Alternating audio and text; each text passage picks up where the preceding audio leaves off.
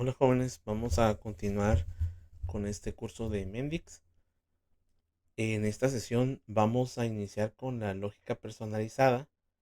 Vamos a hablar de la inteligencia de las aplicaciones a lo cual se le llama microflujos. Ahora sí vamos a generar eh, esa lógica que nos va a permitir hacer el almacenamiento de la aplicación, hacer cálculos dentro de nuestra aplicación y vamos a ver los elementos del microflujo y también vamos a hablar de este asistente de inteligencia artificial que permite crear estos microflujos.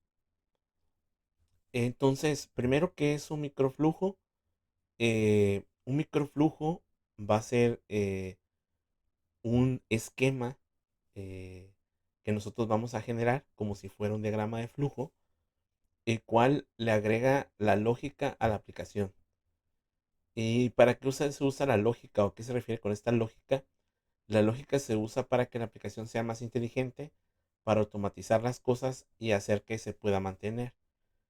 Esto quiere decir que, por ejemplo, si yo coloco dos fechas en un formulario, esa información puede entrar a un microflujo y puede calcular cuántos días va a durar un curso o puede hacer la búsqueda de un alumno en ese modelo de datos, etcétera.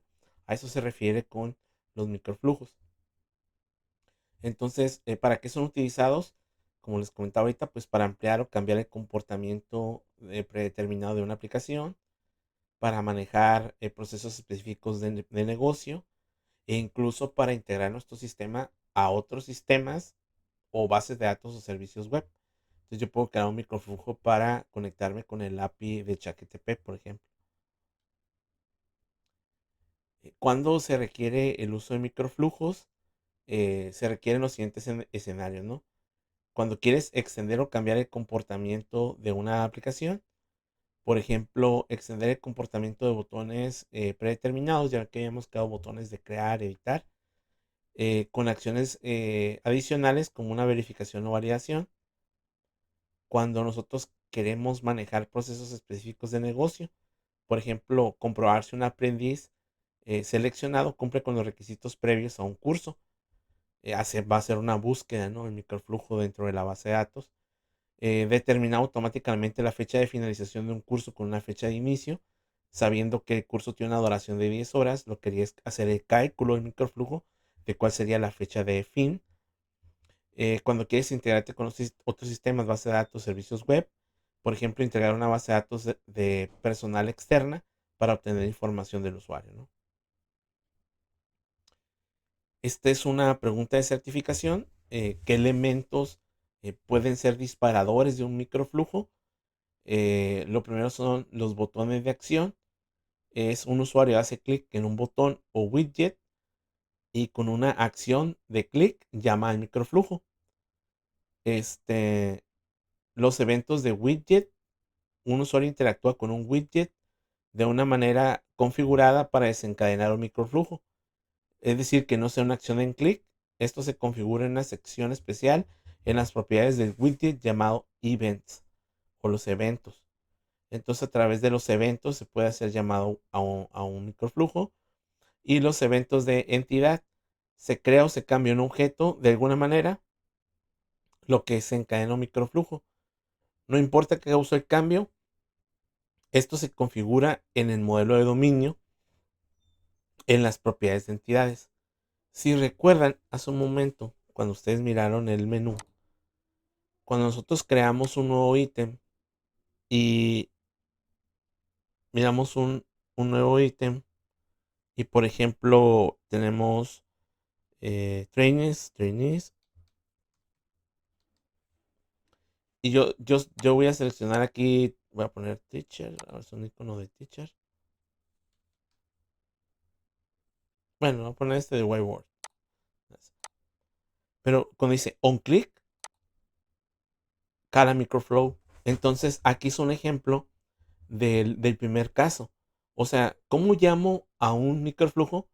Pues a través de un botón, ¿sí? A través de clic en ese botón, puedo hacer un llamado a un microflujo y aquí lo tengo que buscar. Y si no existe, pues entonces hay que crearlo, ¿no? Entonces, a eso se refiere, ese es un ejemplo. El otro, le voy a mover un poquito aquí, me voy a ir al módulo, al First Mode, me voy a ir a las páginas. ¿Se acuerdan que hablaba de los widgets? Entonces, un widget, que es todos estos elementos que están aquí, puede contener la propiedad event. Entonces, un widget de botón puede tener un llamado, un evento. Por ejemplo, aquí, call microflow button. O sea, a través de yo puedo hacer un llamado microflujo. Y es a través de un widget, ¿sí? A través del evento de un widget. Y esto es como en forma de botón. Son ejemplos, ¿no?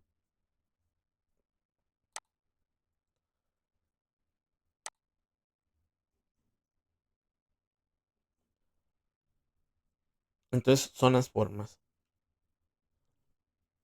¿Cuáles son los elementos de, de un microflujo de eventos?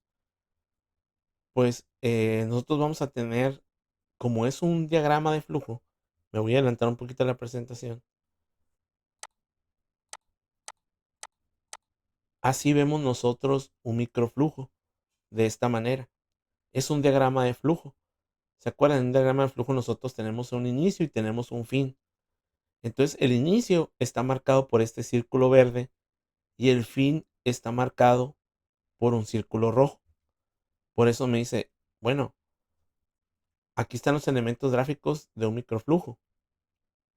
El círculo marca el inicio de un evento. Es el inicio de un evento. Está inicializando el microflujo. El microflujo solo puede tener un solo inicio de evento, ¿sí? Luego tenemos el círculo rojo, que es el fin del microflujo.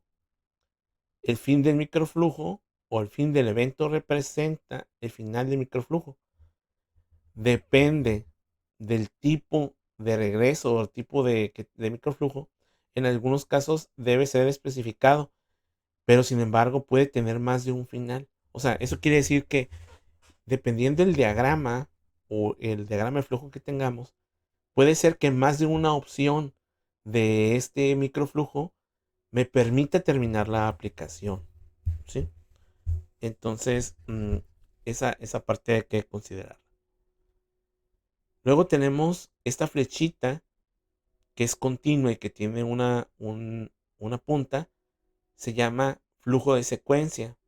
Entonces, ese vector que indica el flujo de secuencia es la lógica, es el camino que sigue el microflujo, ¿sí?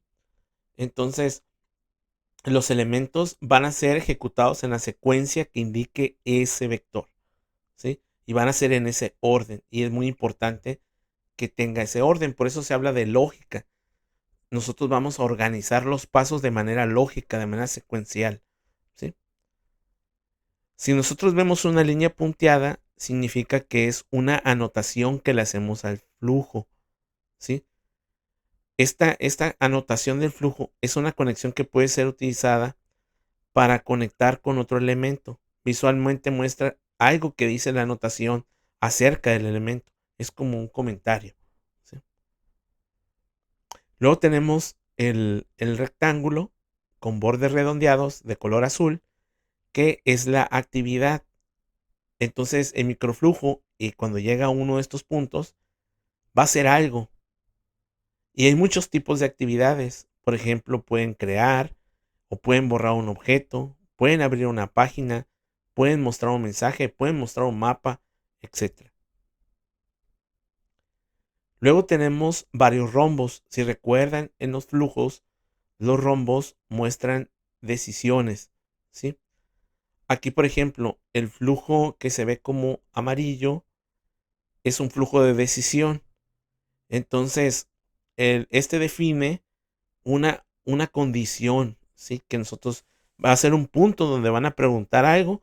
Si cumple con esto, hacer esto, si no, hacer el otro, ¿sí? Este, a eso se refiere con esta parte del, de este gráfico de decisión. Cuando veamos un rombo como rojo, se habla del merge, de la unión. Entonces, dice, el merge puede ser usado para combinar múltiples secuencias de flujo y que todas lleguen a uno solo, o sea, desemboquen en una sola respuesta, ¿sí? Entonces tú puedes combinar más de 2 a un solo pad y unirlos. Cuando vean este símbolo, va a representar un parámetro, es un valor de datos que va a entrar al microflujo. Por ejemplo, cuando hablábamos de que los microflujos se podrían utilizar para calcular automáticamente la fecha de fin de un curso, pues como parámetro tiene que tener la entrada, en este caso, la fecha de entrada del curso, para poder calcular cuánto va a durar el curso, la fecha de fin, gracias a ese valor, ¿no? Entonces, el parámetro es un dato que sirve como entrada del microflujo y los parámetros son llenados, ¿sí? En la localización del microflujo antes de ser disparado. O sea, eso quiere decir, en la localización tiene que decir en la entrada, ¿no? Entonces, por ejemplo, cuando tú das clic a un curso específico dentro del curso overview y entonces tú le das clic al botón que dispara el microflujo, entonces el curso seleccionado en la página de overview tendrá que tener un parámetro de entrada para ese microflujo, ¿sí? Muy bien. Y esto ya lo habíamos comentado, la anotación es un elemento que puede ser utilizado pues, para poner comentarios dentro del microflujo. Y esas anotaciones realmente no hacen nada, sino sirven como parte, sirven como una referencia para el programador. Es como cuando nosotros estamos viendo un programa y vemos el diagonal diagonal o la diagonal asterisco, el comentario asterisco diagonal, o vemos un hashtag en algunos lenguajes y pues se refiere a estos comentarios. Entonces, si vemos aquí sería el inicio, el flujo que sigue el microflujo es esta secuencia. La primera actividad que hace es crear y lo que está creando es este objeto que se llama New Training Event de la entidad asociado a la entidad Training Event. Entonces vemos que está asociado a entidades y que está asociado con acciones, que en este caso es crear. Una vez que ya crea ese nuevo entrenamiento, lo que va a hacer va a mostrar la página que nosotros hayamos creado, que es Training Event. El usuario la va a llenar y termina. Aquí no hay ninguna decisión o ninguna pregunta, ¿sí? Muy bien, continuamos en el siguiente video.